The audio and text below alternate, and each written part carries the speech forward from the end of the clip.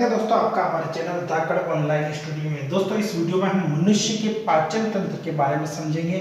मनुष्य के पाचन तंत्र को बिल्कुल बेसिक से एकदम इजी तरीके से जो है इस वीडियो के अंदर हम समझेंगे। सबसे पहले आप यहाँ पर मनुष्य के पाचन तंत्र का जो है डायग्राम देख सकते हैं। यहाँ पर जो है पहले हम मनुष्य के पाचन तंत्र में जो भी अंग इसमें काम आते हैं उनको एक बार चित्र के माध्यम से देख लेते हैं, फिर डिटेल वाइज जो है हम पूरे पाचन तंत्र को पढ़ेंगे। सबसे पहले यहाँ से अगर हम स्टार्ट करें तो यहाँ होता है मुख। मुख जहाँ से मनुष्य की पाचन क्रिया प्रारंभ होती है। उसके बाद मुख के अंदर एक होती है जीभ। जीभ भी जो है पाचन क्रिया में इसका बहुत ही ज़्यादा योगदान होता है। तो मुख, उसके बाद आती है जीभ। जीभ के बाद दोस्तों यहाँ से इस जो नली है इसको बोलते हैं ग्रास नली। इस नली को हम बोलते हैं ग्रास नली। और ग्रास नली और यहाँ पर कंठ होता है और कंठ के अंदर एक वाल्व होता है एपिग्लोटिक्स वाल्व, उसके बारे में अभी बात करेंगे हम। उसके बाद यहाँ पर जो है इस वाले भाग को हम बोलेंगे आमाशय। ये वाला जो भाग है आमाशय। उसके ऊपर वाला जो भाग होता है ये होता है यकृत यानी लीवर। इसके अंदर एक छोटा सा हिस्सा होता है पित्ताशय जिसको हम गाल ब्लैडर भी बोलते हैं।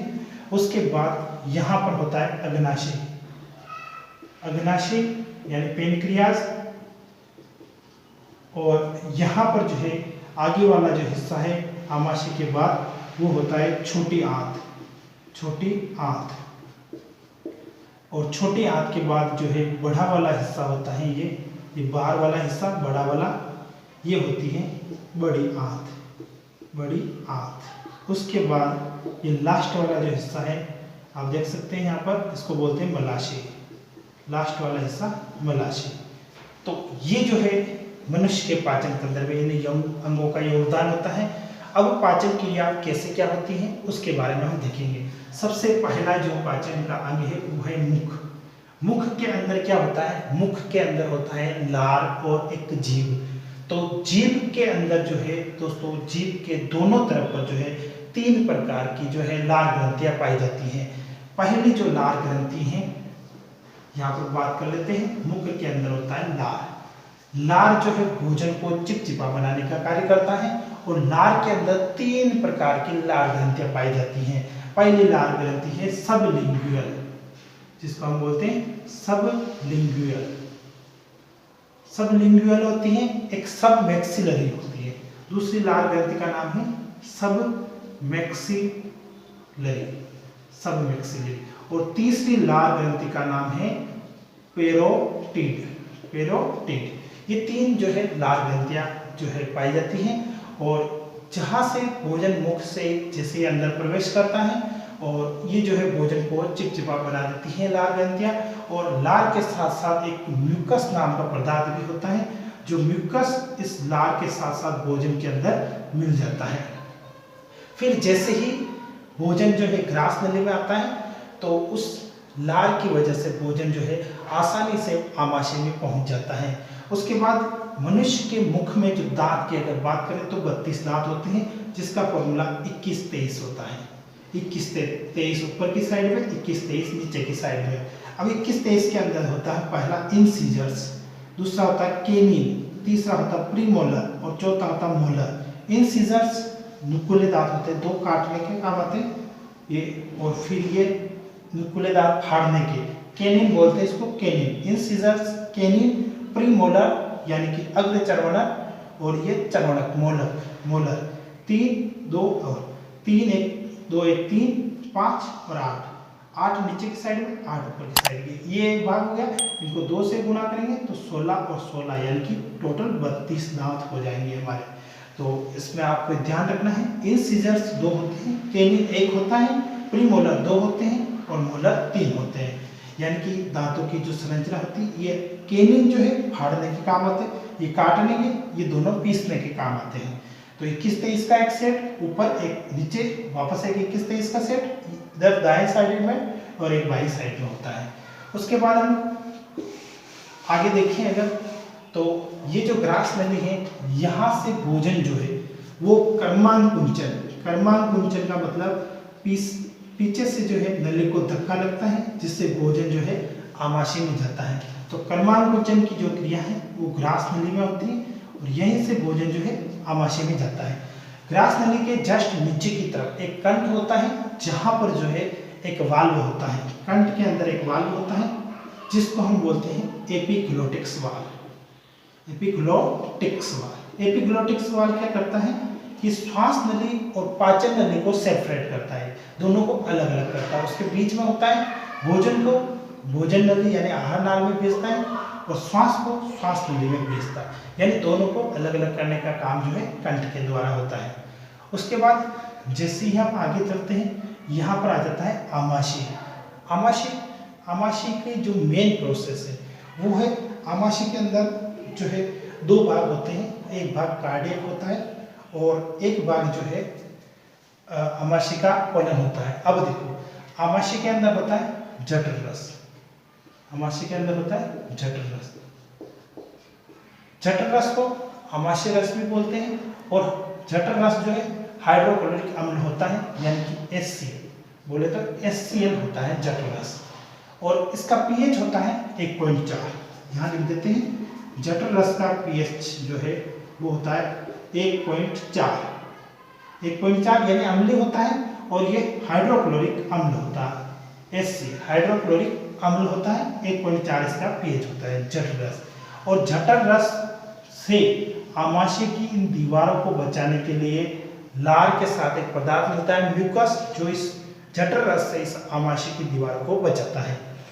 भोजन के अंदर जठर रस मिलने से भोजन का जो है विखंडन हो जाता है छोटे छोटे कणों में। उसके बाद भोजन जाता है इस छोटी आंत में। छोटी आंत के 3 भाग होते हैं, जेजुनम, इलियम और ड्यूडेनियम, 3 इसके भाग होते हैं। छोटी आंत के अंदर मेन रूप से छोटी आंत में भोजन को जाने से पहले उसके अंदर 2 प्रकार के रस मिलते हैं। एक रस होता है जो अपने यकृत से मिलता है, एक अग्नाशय से मिलता है। वैसे आमाशय में बात करें तो 2 प्रकार के एंजाइम होते हैं। आमाशय में 2 एंजाइम होते हैं, एक का नाम है रेनिन, एक का नाम है पेप्सिन। रेनिन और पेप्सिन ये जो 2 एंजाइम हैं ये मिलते हैं हमको आमाशय में। रेनिन जो है दूध दही इनका पाचन करता है और पेप्सिन जो है प्रोटीन का पाचन करता है। ये दोनों एंजाइम जो है बहुत इंपॉर्टेंट है, आमाशय के अंदर होते हैं। उसके बाद आगे हम बात करें तो छोटी आंत में भोजन को जाने से पहले यहाँ पर जो है 2 इसके अंदर रस मिलते हैं। एक रस होता है अग्नाशय रस जो मिलता है अग्नाशय से, अग्नाशय से एक रस मिलता है अग्नाशय रस। अग्नाशय रस में 3 प्रकार के एंजाइम पाए जाते हैं जिसको हम जनरली लेट से लिखते हैं। लेट एल का मतलब होता है लाइपेज, लाइपेज वसा का पाचन करता है।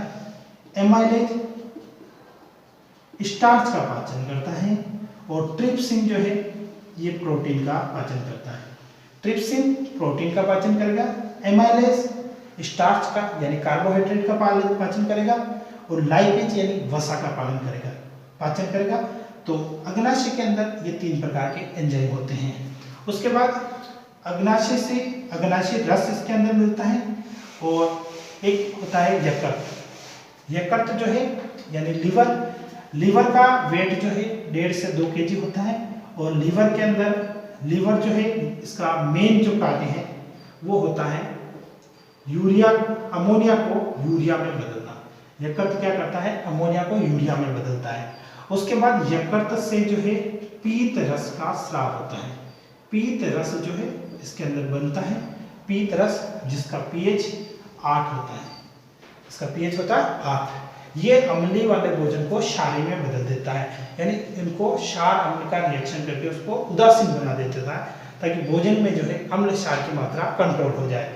फिर उसके बाद पीत रस के अंदर जो है, पीत रस वैसे बनता तो यकृत में है लेकिन उसका स्टोरेज होता है पित्ताशय में और पित्ताशय से जो है पीत रस का स्राव होता है छोटी आंत के अंदर। तो पित्ताशय को गॉल ब्लैडर बोलते हैं, यकृत को लीवर बोलते हैं। तो पित्ताशय से जो है पीत रस का स्राव होता है छोटी आंत में और छोटी आंत में जैसे पीत रस का स्राव होता है और पीत रस जो है भोजन को अम्लीय माध्यम को क्षारीय में बदल देता है और फिर यहाँ पर छोटे आंत्र में पाए जाते हैं आंत्र रसानुकूल, आंत्र रसानुकूल। छोटी आंत आ जाती है आगे, इसके बाद छोटी आंत के अंदर आंत्र रसानुकूल पाए जाते हैं। आंत्र रसानुकूल क्या होते हैं? जो भोजन के अंदर जो उपयोगी तत्व होते हैं, प्रोटीन, वसा, जो जैसे कार्बोहाइड्रेट, विटामिन वगैरह, तो इनका जो है पूरी तरह से जो अवशोषण होता है वो छोटी आंत में होता है। छोटी आंत में जो है इरेप्सिन, माल्टेज और सुक्रोज, इरेप्सिन, माल्टेज और सुक्रोज, ये 3 प्रकार के एंजाइम इसके अंदर पाए जाते हैं। इरेप्सिन, माल्टोज और सुक्रोज, ये तीनों एंजाइम जो है भोजन का पूर्ण रूप से जो है अवशोषण कर लेते हैं। उसमें से जो उपयोगी तत्व हैं उनको ये अवशोषित कर लेते हैं। इरेप्सिन प्रोटीन को अवशोषित करता है, सुक्रोज जो है सुक्रोज को ग्लूकोज में बदलता है, और माल्टेज जो है माल्टोज को ग्लूकोज में बदलता है। तो ये तीनों एंजाइम जो है आपको छोटी आंत में मिलेंगे। उसके बाद लास्ट में आगे हम जो है आ जाते हैं बड़ी आंत में।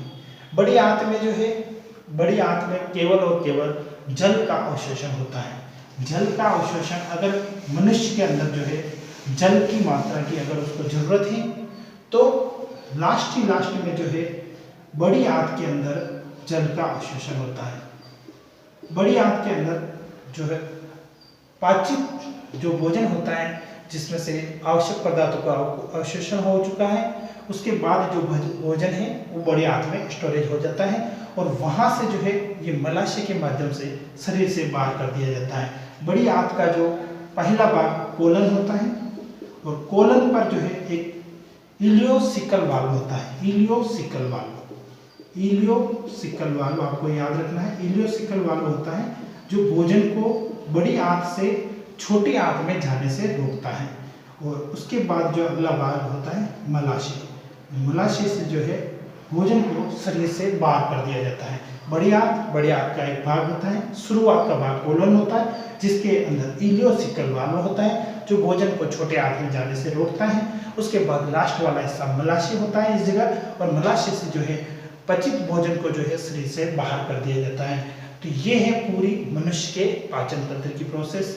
दोस्तों वीडियो कैसा लगा? वीडियो अच्छा लगा तो वीडियो को लाइक और चैनल को सब्सक्राइब करना बिल्कुल न भूलें। धन्यवाद दोस्तों, मिलते हैं नेक्स्ट वीडियो में, तब तक के लिए जय हिंद।